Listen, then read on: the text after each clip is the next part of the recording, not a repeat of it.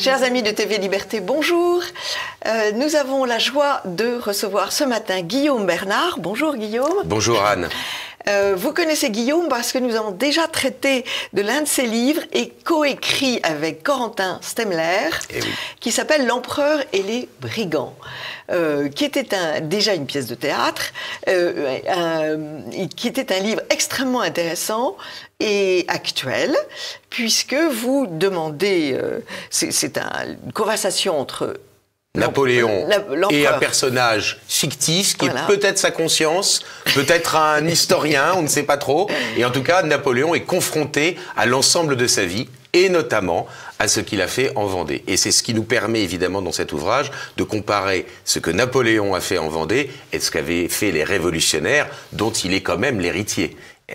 Que faire? Absolument. Alors, c'est un livre très très intéressant qui souligne bien l'inconscience et l'insouciance de Napoléon à l'égard des Vendéens, qu'on appelle donc les brigands.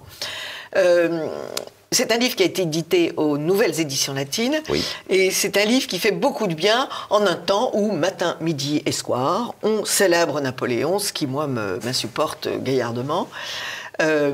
Parce que tout de même, les zones d'ombre sont assez nombreuses.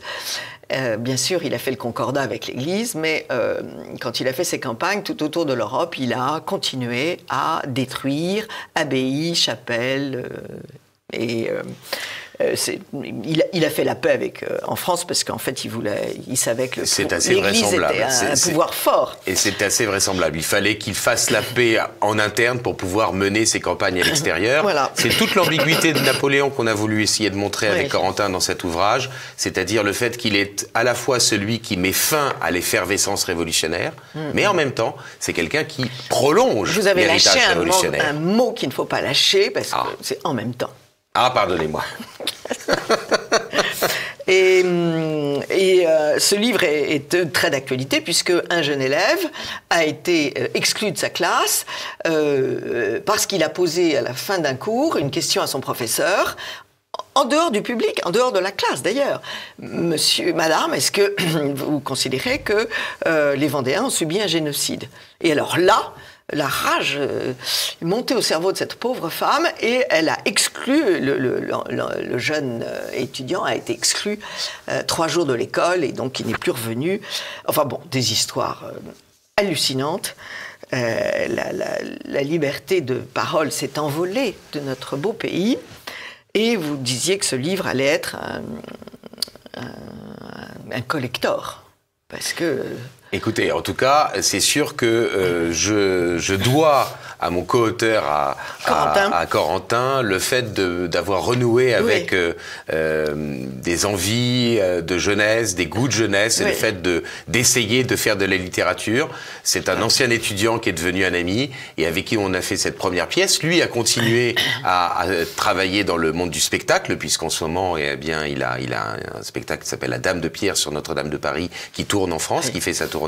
Et puis moi, j'ai continué de mon côté avec ce nouvel ouvrage sur l'avortement, dont on peut craindre que ça devienne un sujet encore plus tabou qu'aujourd'hui, d'où le fait que je me réjouissais dans la conversation que nous avons eue avant l'émission de l'avoir déjà publié, parce que aujourd'hui, on ne sait plus trop ce que l'on va pouvoir véritablement dire sur cette question de la vie. Alors, première question, c'est merveilleux parce que vous êtes un juriste, vous êtes docteur en droit, et vous écrivez en alexandrin, excusez du peu, ce que je trouve admirable et ce qui donne une force à cette pièce de théâtre magique. Alors, d'abord, la force poétique, évidemment, la force de la musique. Je suis terriblement sensible à cela, probablement parce qu'on m'a pétri les oreilles de Corneille et de Racine et de Péguy et de Verlaine. Comparaison, là, vous me flattez. Toute mon enfance. Donc, si vous voulez, tout ce qui n'est pas poésie, tout ce qui n'est pas vers, si vous voulez, pour moi, c'est le pis-aller, mais l'excellence, c'est la poésie. Et avec ce texte-là, je me suis rendu compte que redire ces vérités que vous exposez dans la bouche de l'enfant, ça donne une force à ses propos un propos restreint comme ça dans un vers de 12 pieds, eh bien ça s'impose infiniment plus qu'une banale phrase de prose. Vous ne pouvez pas savoir à quel point vous me faites plaisir, Anne. Vraiment, là, je dois dire que je suis aux anges. Non, je ne sais pas si je vais ne pas être trop ému et pouvoir continuer à faire l'émission, mais... Non, mais bon. Guillaume, je ne le dis pas pour faire plaisir. Je le dis parce que c'est une réalité que je viens de découvrir. Finalement, une vérité exprimée en alexandrin est encore plus forte qu'une vérité en prose, tout simplement. Alors, c'est vrai que, si vous me permettez, j'ai écrit ce livre dans une période de ma vie qui était un peu compliqué, passons, la page est tournée. Et vous avez gagné. Oui, d'une certaine manière, j'ai gagné, parce que moi, je suis encore là d'où l'on voulait me chasser. Vous avez été réintégré. Voilà. Il s'avère que je n'étais absolument pas en capacité de faire un travail de type académique. Oui. Et par conséquent, écrire de la littérature a été pour moi une soupape de sécurité. Vous n'avez pas écrit de la littérature, vous avez écrit des vers.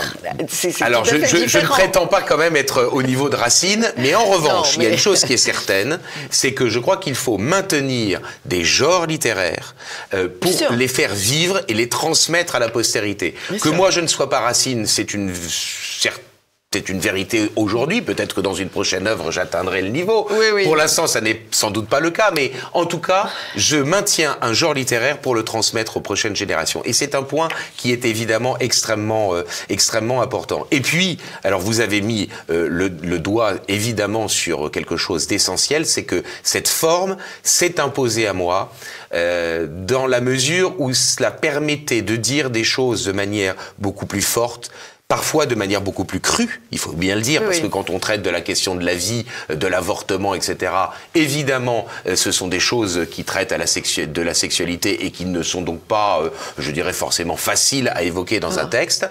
Eh bien, cette forme a permis de dire les choses de manière plus directe, et finalement, je l'espère, de manière plus efficace. Et puis un dernier élément que je voudrais ajouter, c'est que, vous l'avez dit, c'est une pièce de théâtre, c'est un dialogue entre une femme qui envisage d'avorter son enfant à naître et donc un dialogue avec cet enfant.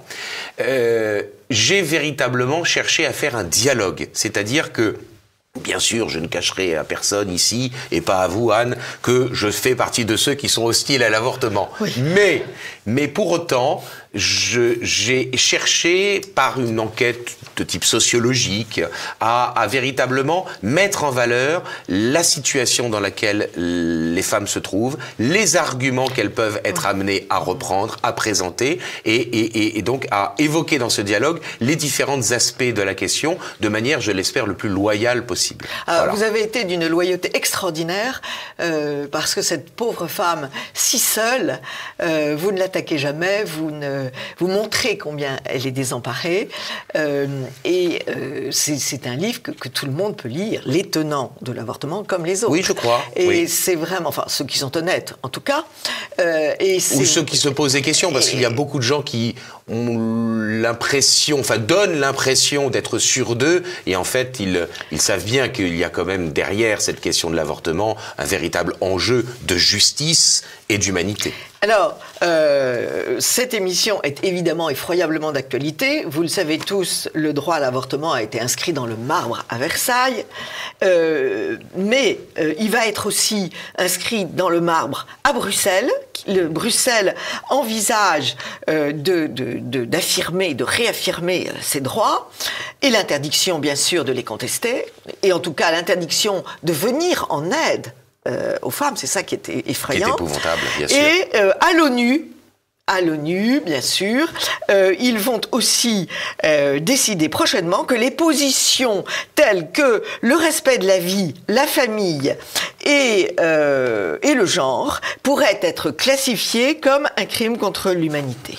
Là, on est quand même dans une inversion perverse absolue. Dans une grosse tempête, dans une terrible tempête. Et peut-être ma première question, et après on va se jeter dans le texte en le lisant tous les deux à haute voix. Vous serez l'enfant et je serai la femme. Juste les quelques pages pour que les auditeurs entendent ce texte. Et comment a-t-on pu en arriver là ? Comment a-t-on pu arriver à tous ces organismes qui décident que le droit de tuer, c'est la normalité? Alors, si on veut faire un tout petit peu de philosophie politique et juridique, je crois qu'il y a quelques éléments qu'il faut avoir en tête.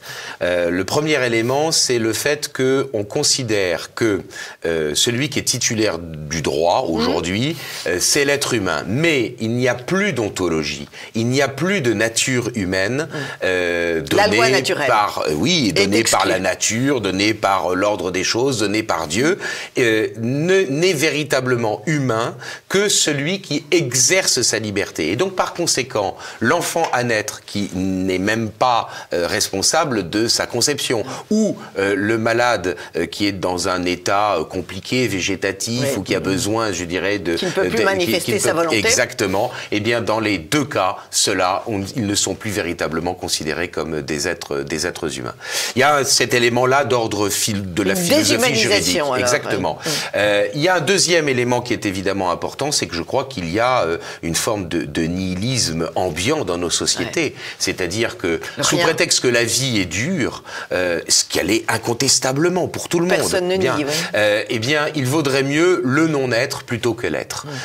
Et ça, c'est une forme, je dirais, de masochisme collectif qui nous conduit à un suicide démographique. Et j'ai essayé, dans cet ouvrage, d'évoquer tous ces aspects des choses, aussi bien les enjeux personnels, les enjeux sociaux, les enjeux politiques, les enjeux juridiques. Et il me semble que sur la question précise de l'avortement, il y a deux enjeux qui sont, un, la question de l'humanité, évidemment, de l'enfant à naître, et puis deux, la question de l'innocence. Parce que je crois que, au-delà même de la question du fait que ce soit un être humain, le fait qu'il soit innocent me paraît extrêmement important. Parce que je crois que, bien sûr, tous les niveaux de discours ou tous les types de discours sont parfaitement entendables et pourquoi pas recevables. Mais il me semble qu'il ne faut pas, sous prétexte de vouloir, par exemple, défendre les enfants à naître, je dirais défendre des positions qui soient doctrinalement incohérentes.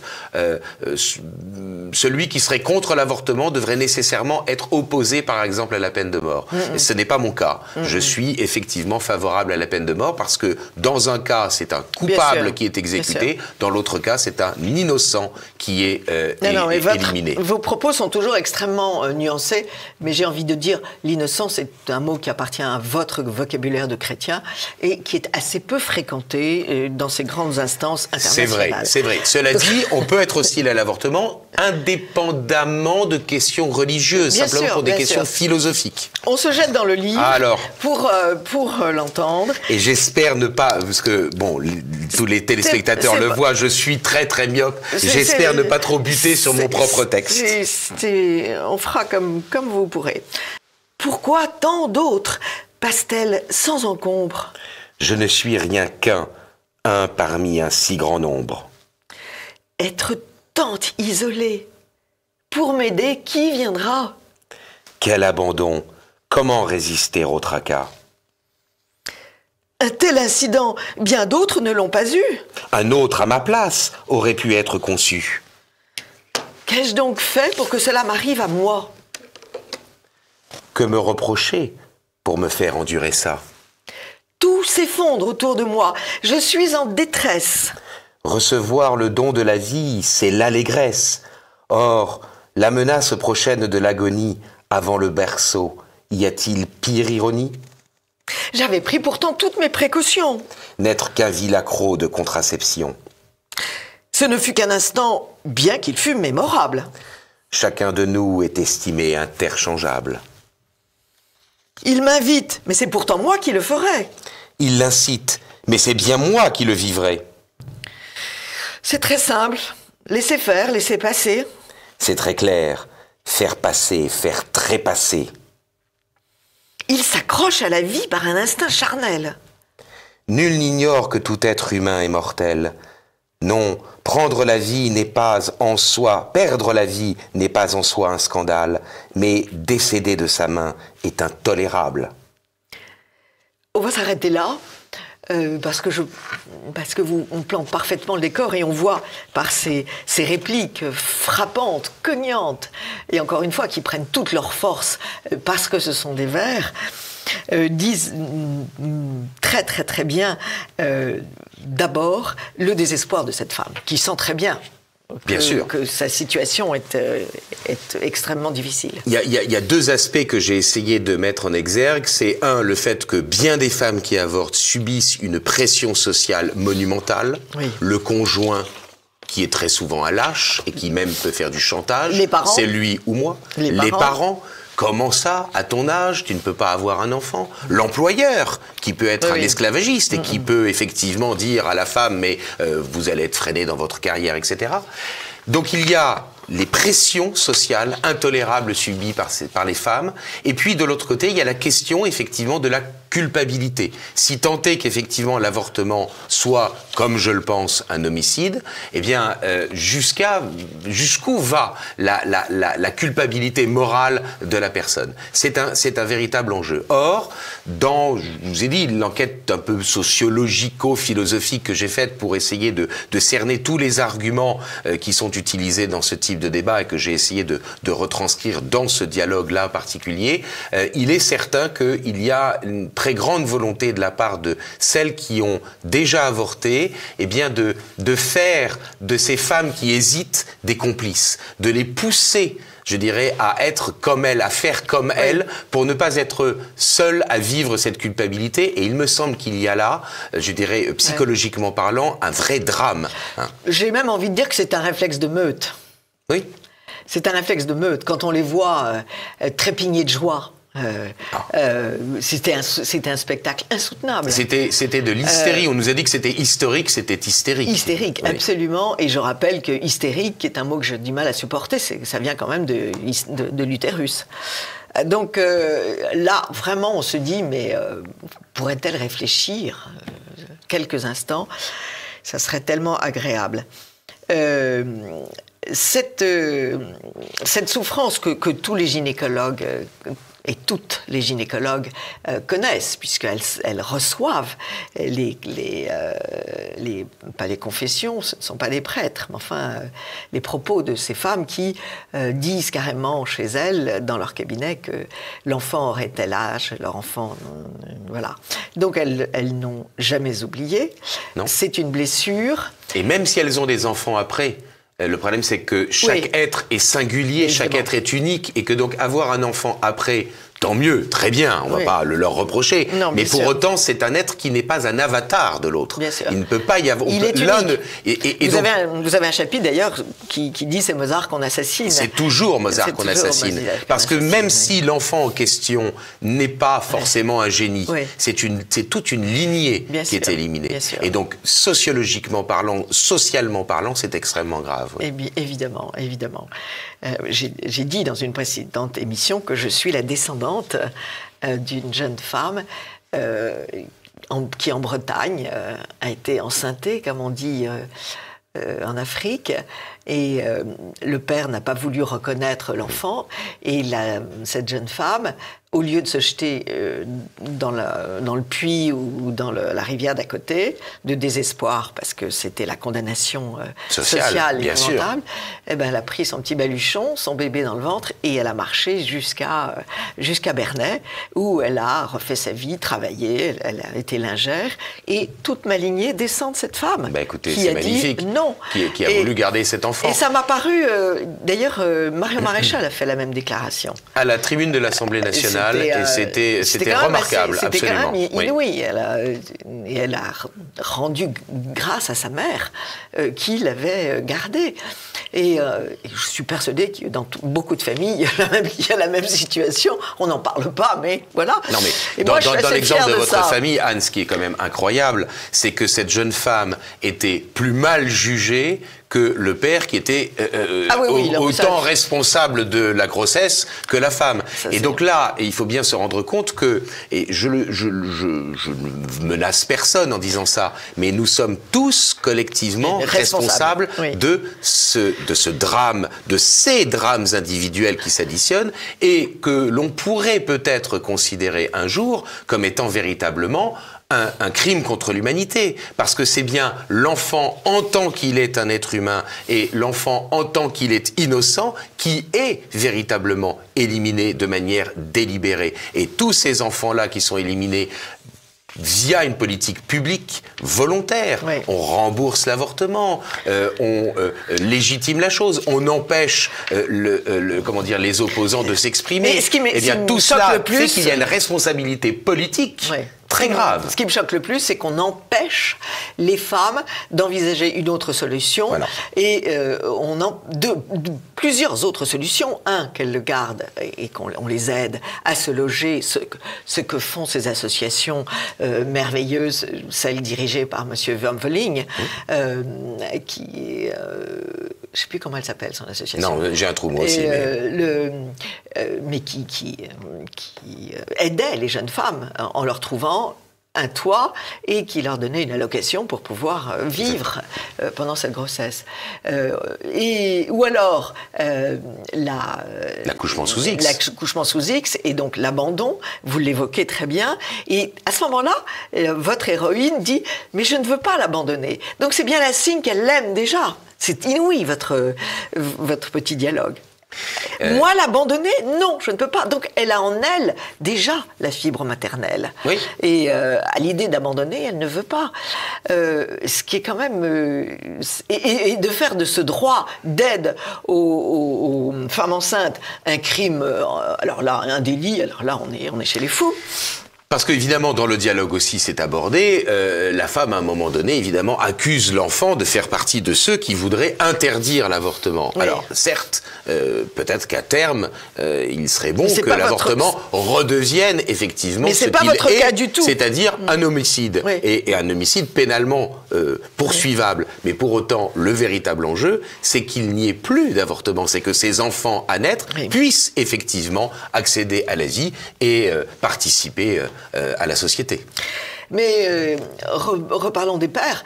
Vous évoquez aussi le cas de ces pères qui se retrouvent avec une descendance qui a disparu. Bien sûr. Et il y a des tas de femmes il y a pas des tas, enfin je n'ai pas de chiffres, mais bon, il y a certaines femmes qui voudraient avorter sans en parler même aux géniteurs. Et en tout cas, juridiquement parlant, aujourd'hui, elles peuvent parfaitement le faire. Elles peuvent pas le faire, c'est quand même hallucinant. C'est aussi une privation de... Et puis c'est une négation de ce qu'est effectivement un être humain, c'est-à-dire la rencontre, alors pour parler de manière matérielle, eh bien, du spermatozoïde et de l'ovule, et pour oui. parler de manière plus sociale, du masculin et du féminin. Absolument. Mais alors, qu'est-ce que font les juristes devant ce déni de justice à l'égard des hommes? Mais parce que il faut que, Anne, que vous compreniez que nous sommes aujourd'hui dans une situation où le légal a remplacé le juste. Oui. On ne s'occupe pas de trouver une solution équitable à un litige et à un problème. On cherche à appliquer une règle générale et impersonnelle établie de manière abstraite et que l'on va plaquer sur des cas d'espèce. Et adaptée aux mœurs du temps. Évidemment. Il n'y a pas de... Évidemment, évidemment. Et donc, par conséquent, aujourd'hui, si vous vous opposez à l'avortement, ou si vous mettez en exergue un certain nombre de dysfonctionnements dans notre société, eh bien, vous êtes immédiatement accusé. Ce qui, moi, personnellement, ne me dérange pas trop d'être un ignoble réactionnaire, d'être un défenseur du droit naturel, ou ce genre de choses. Oui, je suis parfaitement un défenseur du droit naturel et je me permets de mettre en exergue un certain nombre d'incohérences qu'il y a dans le droit d'aujourd'hui. Parce que c'est évoqué là aussi dans le dialogue, mais nos téléspectateurs ne le savent sans doute pas. L'avortement a été dépénalisé en 1975. La peine de mort n'a été abolie qu'en 1981. Or, entre 1975 et 1981, une femme enceinte qui aurait été condamnée à mort pour un crime qu'elle aurait commis par ailleurs, eh bien, ne pouvait pas être exécutée tant qu'elle n'avait pas accouché. Absolument. C'est bien le signe qu'évidemment, eh bien, l'enfant à naître est innocent et qu'il n'a pas à subir la peine que sa mère, pour un autre crime, aurait été susceptible de subir. Et dans les prisons révolutionnaires, les femmes enceintes n'étaient pas exécutées tout de suite, il fallait qu'elles accouchent d'abord, et certaines prétendaient être enceintes en mettant un petit coussin sur leur ventre pour repousser... Subterfuge bien compréhensible. Pour repousser l'exécution. Et puis, évidemment, vous rapportez ces propos de Enfin, vous n'en parlez pas beaucoup d'ailleurs de l'Église. C'est pour ça que votre livre est aussi très intéressant. Mais Jean-Paul II a écrit tout de même, il faut le rappeler, dans son encyclique Evangelium Vitae, l'avortement, holocauste permanent de vies humaines innocentes, reste un grand désordre moral. Oui. Alors, je suis parfaitement d'accord avec Jean-Paul II, sur ce point-là en tout cas, et il est bien évident que l'ouvrage n'est pas un ouvrage académique. Il y a des citations muettes, comme on dit, en littérature, c'est-à-dire qu'il y a évidemment des allusions, des formules qui sont reprises à d'autres personnes, sans pour autant qu'elles soient attribuées à leur auteur. Il y a des enjeux moraux que j'aborde dans le livre, notamment liés à la question de que deviennent ces enfants après la mort. Peuvent-ils connaître la vision béatifique ou non, étant donné qu'ils n'ont pas été baptisés. Ce qui est une grande souffrance chez les mamans qui ont perdu un bébé en fausse couche. Évidemment. Mais pour autant, évidemment, les personnages ne sont ni pour l'un ni pour l'autre des représentants de l'Église. Donc, absolument. Par conséquent, ça n'est pas un ouvrage de doctrine, mais c'est un ouvrage qui articule des questions doctrinales. Je tiens à rappeler ces propos de Jean-Paul II parce que je veux bien montrer que c'est quand même une démarche anti-chrétienne et qu'il faut qu'ils l'assument. Ils ne veulent plus de la morale chrétienne, point barre. Alors, je pense qu'il y a ça, mais si vous permettez, Anne, je crois qu'il y a aussi le fait qu'il y a une négation de l'humanité des êtres qui ne sont pas capables d'exercer leur liberté, ne sont considérés comme des êtres humains que ceux qui sont capables d'exercer leur liberté, si possible d'ailleurs une liberté transgressive, n'est-ce pas, avec les théories du genre, etc. Et d'autre part, il y a un masochisme et un nihilisme social qui conduit à un suicide collectif. Oui, ça c'est sûr. C'était une question que je vous avais posée. Comment a-t-on pu en arriver là ? Qu'est-ce qui s'est passé pour qu'une société entière se suicide de la sorte? Eh bien, je pense qu'il y a cette idée faussement généreuse qui est de dire que puisque la vie est difficile, eh bien, il vaudrait mieux le non-être plutôt que l'être. Et c'est ce qui conduit évidemment à considérer que l'on peut décider pour l'enfant à naître qu'il va pouvoir vivre ou ne pas vivre. Et c'est la question effectivement de l'humanité et de l'innocence qui sont pour moi deux questions connexes, qui sont distinguables. Je n'appuierai pas mon propos que sur la question de l'humanité de l'enfant ou que sur la question de l'innocence, mais c'est cette combinaison des deux qui rend à mes yeux, et en tout cas aux yeux de l'enfant dans ce dialogue, l'avortement particulièrement odieux. Alors, ce qui est d'intéressant aussi, c'est que vous soulignez très très bien, c'est que on passe de l'avortement à l'euthanasie. C'est la même logique. Ça coule de source. Et vous l'écrivez de façon très joliment dite, je n'ai plus la citation, mais si on tue l'enfant, tout est permis. Bien sûr. Et c'est évident que dans la mesure où on considère que l'enfant à naître ne mérite pas de protection, que l'on peut exercer des droits sur soi-même et même sur un autre, parce que je suis désolé de le dire aux femmes qui revendiquent le droit à l'avortement, eh bien elles ne disposent pas de leur corps, elles disposent du corps de l'enfant et donc du corps d'un autre. À partir du moment où on considère que l'on peut disposer de son propre corps et même du corps d'un autre, eh bien, il n'y a pas de raison que l'on ne puisse pas transmettre à un tiers, eh bien, cette faculté, cette puissance que l'on ne serait plus capable d'exercer parce qu'on serait malade, parce qu'on serait handicapé, etc., pour exiger que ce tiers, eh bien, nous élimine. C'est la revendication de l'aide à mourir, de l'euthanasie, du suicide assisté, qui repose évidemment sur la même logique, sur cette idée, n'est-ce pas, que le droit serait une puissance que l'on a en nous et que l'on projetterait à l'extérieur. Et c'est cette conception moderne du droit qui conduit évidemment à la volonté de puissance, notamment lorsqu'elle s'exerce face aux plus faibles. Absolument. Et alors vous lâchez le mot le droit, mais le fœtus n'a aucun droit, puisqu'on l'a vu encore dernièrement dans l'affaire Palmade, cette femme qui a, dans l'accident de Palmade, a perdu son bébé qui avait 8 mois. Mais qui n'a pas crié qui a été tué dans le ventre de sa mère, n'a pas droit à l'existence. Non. Il n'existe pas. Non, non. Et c'est la jurisprudence est malheureusement absolument, je dirais, uniforme de ce point de vue-là. Il y a eu quelques, je dirais, décisions en première instance qui divergeaient un peu de cela, mais il est clair que ne sont considérés comme des êtres humains que ceux qui acquièrent la personnalité juridique. Or, pour acquérir la personnalité juridique en droit positif, il faut être né vivant et viable. Ouais. Et c'est tout à fait... Là, pardon, encore une fois, mettons en exergue un certain nombre d'incohérences, puisque il y a un délai pour recourir à l'avortement qui est passé de 10 à 12 à 14 semaines. On voit qu'on n'arrêtera jamais les revendications du progressisme. Oui. Et ça sera toujours plus. C'est pour ça qu'il faut toujours remonter à la matrice des choses et ne pas se battre sur la dernière étape de leurs revendications. Non. Parce que sinon, on est évidemment, on est perdu. Eh bien, il y a des délais pour recourir à l'avortement.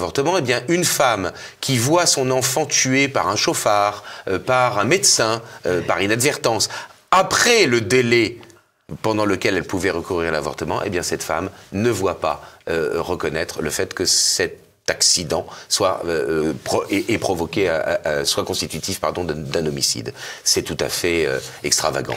Et alors, on a envie de se dire, mais si le jour où des juristes auront une colonne vertébrale et une volonté et quelque chose d'autre peut-être un peu plus bas... Vous faites de la science-fiction, Anne, vous aimez bien ça. Non, mais j'aime bien la science-fiction, moi. je vis dans l'espoir, parce que sinon on se jette à l'eau tout de suite. Mais ça existe, des sociétés où les juristes ont... Ah, ça existe. Ça a existé en tout cas, oui. Donc ça peut revenir.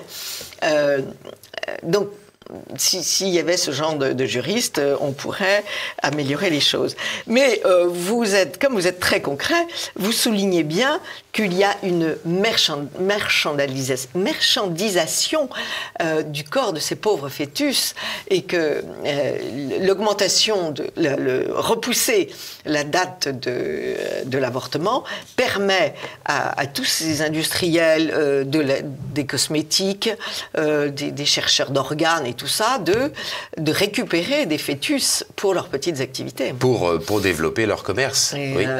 C'est-à-dire que aujourd'hui, normalement, le corps humain est hors commerce, oui. Mais en revanche, puisque l'enfant à naître et les fœtus avortés ne sont pas considérés comme des êtres humains, et bien donc par conséquent, on peut s'en servir comme d'une marchandise. Donc, il faudrait bien rappeler toutes ces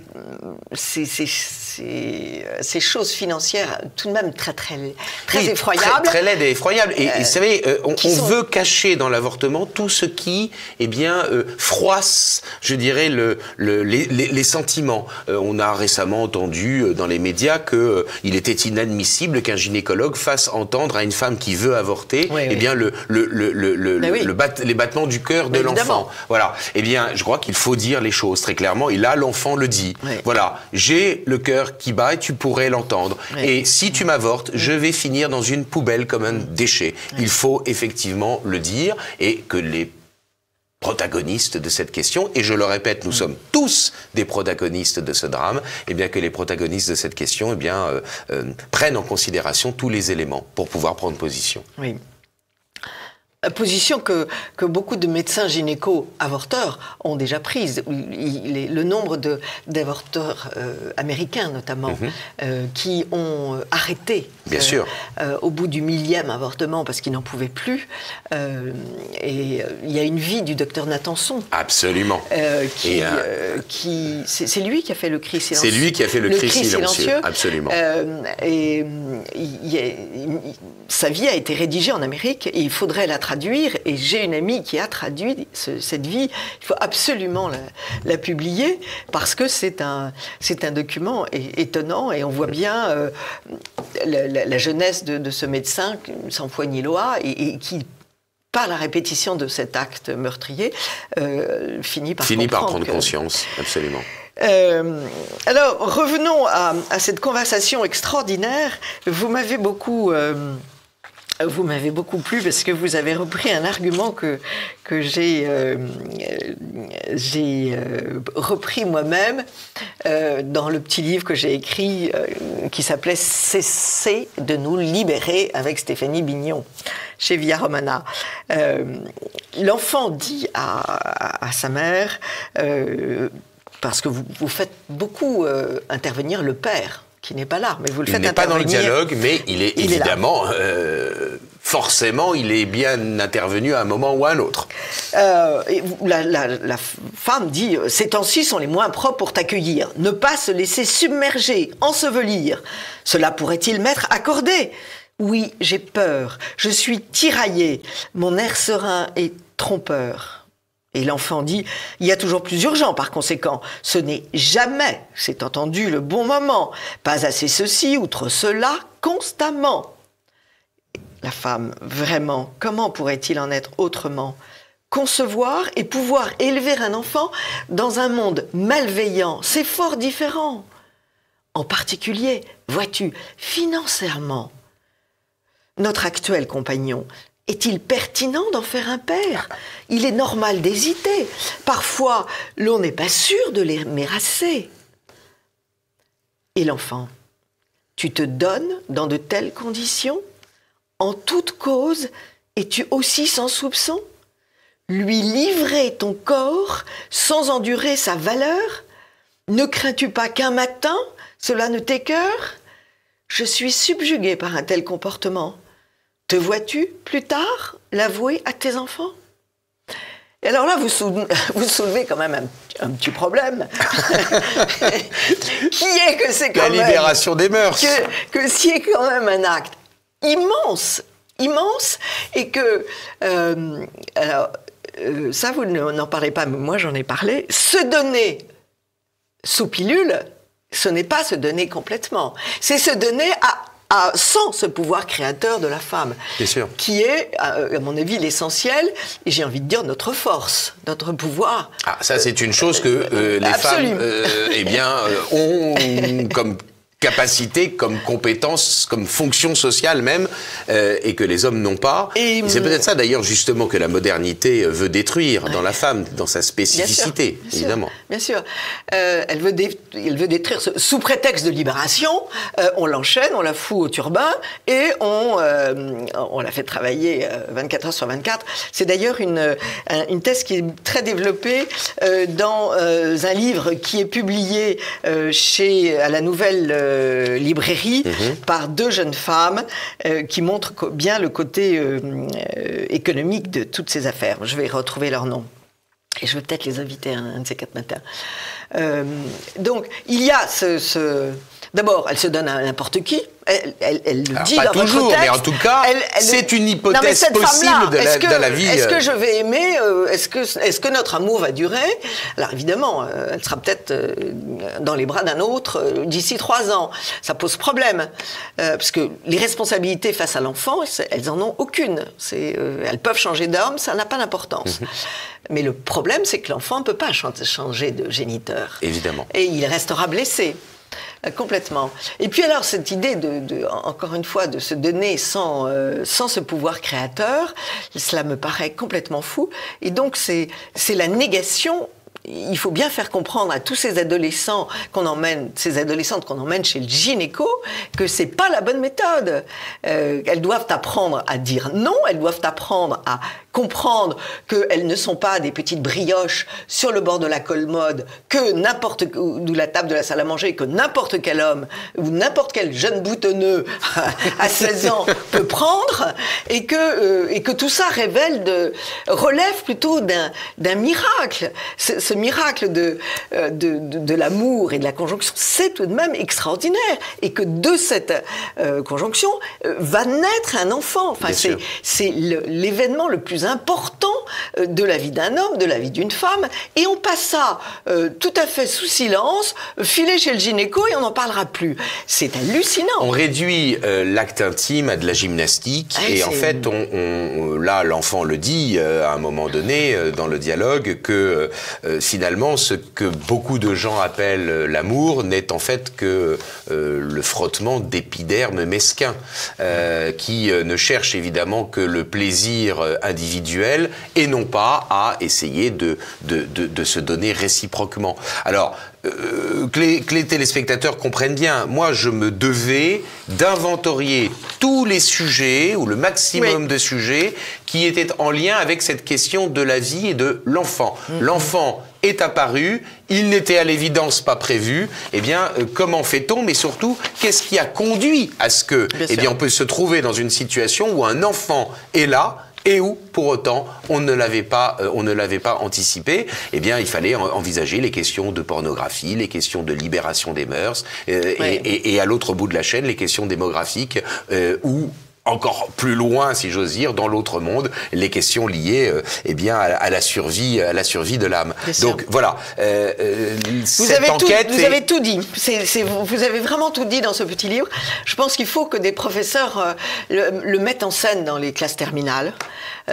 Parce que c'est le moment... Alors ça serait vraiment formidable. C'est le moment précis où il faut aborder cela, et même peut-être un peu plus tôt, parce que par les temps qui courent, encore une fois, on leur propose des cours d'éducation. Ça pourrait être un contrepoison, en tout cas, oui. Le problème... Contrepoison littéraire et philosophique à un endoctrinement...